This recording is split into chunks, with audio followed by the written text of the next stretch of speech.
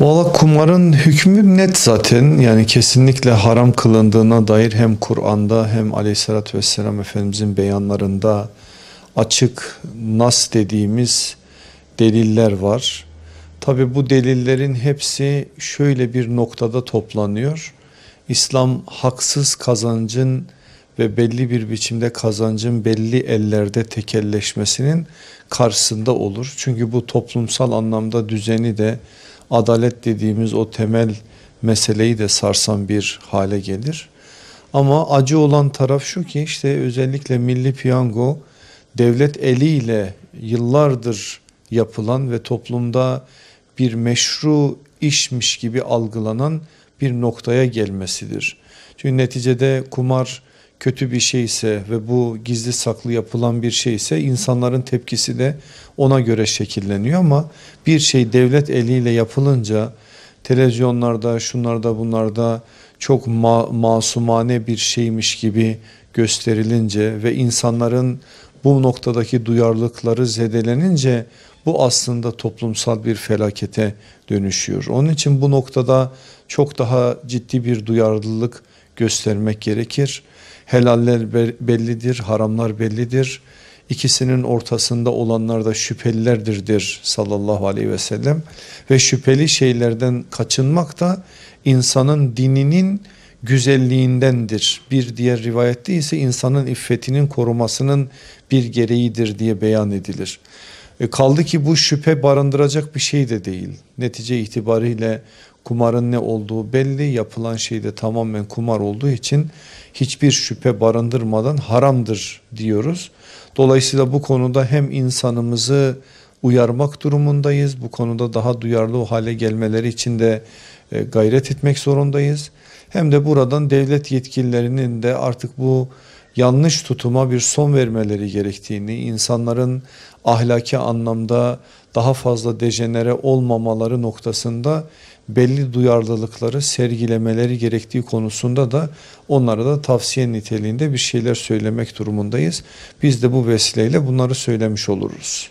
Tabii kumar dediğiniz şey biraz önce söylediğimiz gibi haksız bir kazanca neden olduğu için insanların bedelsiz, alınlarının teriyle değil, ekstradan ve birilerinin kazancına göz dikerek, alın terine göz dikerek az zaman ve az emekle çok şey elde etme noktasındaki bir çabasının neticesi. Bu da doğru bir şey değil. Neticede kazancın en güzeli insanın alın teriyle elde ettiği kazançtır ki Aleyhisselatü Vesselam Efendimiz insan Ademoğlu alnının terinden daha helal ve daha temiz bir kazanç elde edemez demiştir.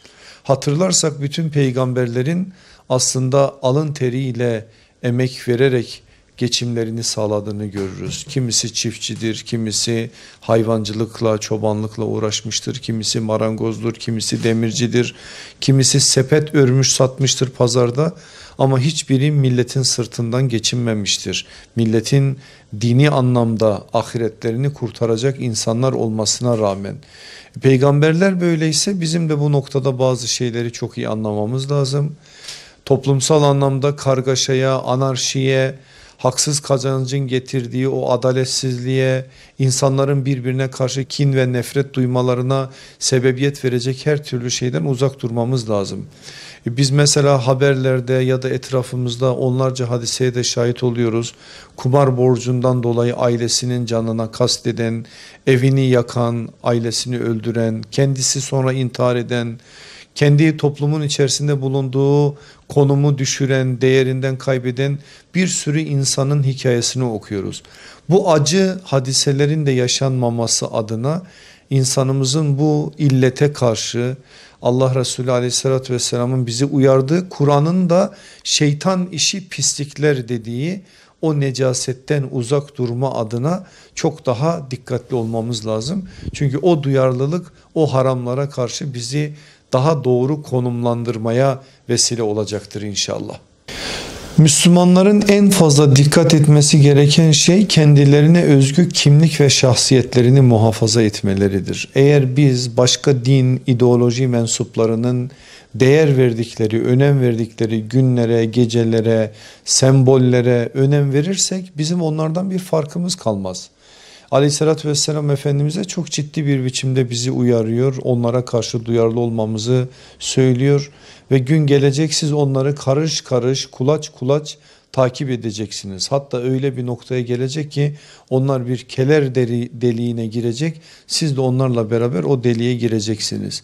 Gerçekten de Efendimiz'in verdiği bir haberi şu anda yaşıyoruz. Ne yazık ki İslam coğrafyalarının dört bir tarafında bizimle hiç alakası olmayan Noel, yılbaşı kutlamalarına şahit olacağız. Onların dini sembollerinin bazılarının bizlerin hayatlarına da, çocuklarımıza okullarda, sokaklarda, vitrinlerde, dükkanların şuralarda, buralarda bu tarz bazı şeylerin varlığına şahit olacağız.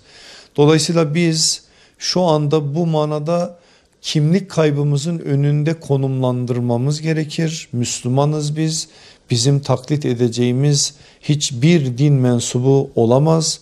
Bizim taklit edeceğimiz şey sadece bizden önce bu yolda yürüyen salihlerin ve sadıkların ayak izleri olur. Onların dünyasında da bu tarz şeyler olmadığı için bizim de bu konuda daha fazla dikkatli olmamız gerekir. Yoksa Allah korusun onlardan farkımız kalmaz. Kim bu manada onların yaptıklarını yapar da onlara benzerse yine Peygamberimizin uyarısıyla onlardan olur. Biz onlardan değil de ümmeti Muhammed'den olmak için kendi kimliğimizin gereğini yerine getirmemiz lazım. Bizim dini sembollerimiz, günlerimiz, gecelerimiz belli, bayramlarımız belli. Bunlara ait nasıl ihya edileceğinin yolu da belli. Yolu bize hedefi koyan onlara nasıl ulaşacağının yolunu da gösteriyor. Hal böyle olunca başka türlü bizim davranmamız ve başka türlü adımlar atmamız Müslüman kimliğimizle uyuşmaz. Bu konuda daha ciddi bir biçimde bizim hassasiyet göstermemiz gerekir. Sıradan bir gün muamelesi yapmaları lazım Müslümanlar. Bu tarz şeylerin hiçbir tanesine katılım göstermek ya da evlerinde bile olsa onlara benzeme noktasında bazı şeyleri yapma adına adımlar atmak, dediğim gibi kendi kimliğimizle çatışan şeyler olur. Biz belki de o gün, o gece binlerin, milyonların ölçüsüz davrandığı, içkinin su gibi içildiği, her türlü ahlaksızlığın yapıldığı anlarda aynen Musa Aleyhisselam'ın kavminin, müminlerinin yaptığı gibi Allah'ım içimizdeki akılsızlardan, beyinsizlerden dolayı bizleri helak etme deyip dua geçirmemiz gerekir.